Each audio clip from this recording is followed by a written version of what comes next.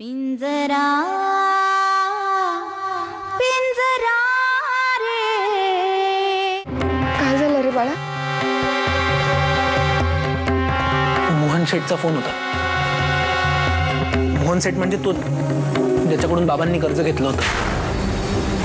आणि त्या फक्त 15 लाख उरल्या ना, फक्त 15 लाख। तरी या मोहन शेठ तिथे मला एकही दिवस द्यायला तयार नाहीये। कारण ना त्याला बाबांनी जे घर गहाण ठेवलंय ना ते हडपायचंय। पण तू त्याचे सगळे पैसे देतोयस ना? ऑलरेडी खूप उशीर झालाय आणि त्यामुळे स्वतःचेच नवीन नवीन नियम लागतोय माझ्या। आनंदी, तुझ्या हातनं खाऊन ना मला माझ्या लहानपणीचे दिवस आठवले। आई पण मला अशीच प्रेमाने भरवायची। खूप आनंद झाला आज मला खरंच। कधीही समोरच्याला आपण किती प्रेमानं घास भरवतो ना यावर सगळं अवलंबून असतं। वाह वाह वाह, आज चक्क अख्खा वाक्य शुद्ध मराठीत। क्या बात है।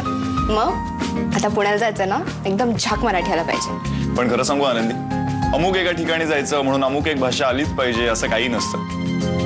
आणि आपल्या मराठी भाषेचं तर दर काही किलोमीटरनी बदलत राहते। तुमच्याशी थोडं बोलायचं होतं। वाह, आल्याच्या साथ दिलं तुम्ही। बस आता तुम्ही आमच्याशी काय पण बोलू शकता। बस बस बस बस। अहो, आपला कबीर जरा अडचणीत आहे। मग आम्ही काय करू? त्याला काय मदत करता आली तर बघा ना। आजपर्यंत अशी वेळ कधी आली नव्हती हो त्याच्यावर। खरं म्हणजे या सगळ्या प्रॉपर्टीवर त्याचा अधिकार असताना बी त्या अधिकारात कधी काय बोलला आहे का तो? सांगा बरं। बोलला असं तर तंगडतोड हातात नसतं का दिलं त्याच्या?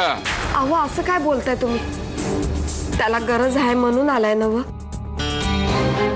नारायणी, काय ग? आता थोड्या वेळापूर्वी छान हसत होतीस, आता एवढी चिडलीस काय? काय झालंय काय? आतापर्यंत त्या दोघांमध्ये आग लागली असेल म्हणून आपण इथे सेलिब्रेट करत होतो, पण ते दोघे मात्र तिथे गळ्यात गळे घालून बसले। म्हणजे? अगं, वीर आलाय बाहेर, मस्त गुलुगुलू चाललंय त्या दोघांमध्ये। त्या ललिताच्या बोलण्याचा काही फरक पडलेला नाहीये त्यांच्यावर। माझी शपथ आहे कबीर, तू नाही म्हणू नकोस। साधारण किती पैसे मिळतील हे जर गहाण ठेवले तर? माझ्या मते 4-5 लाख। नाही आता तरी 10 लाख कुठून आणणार अजून?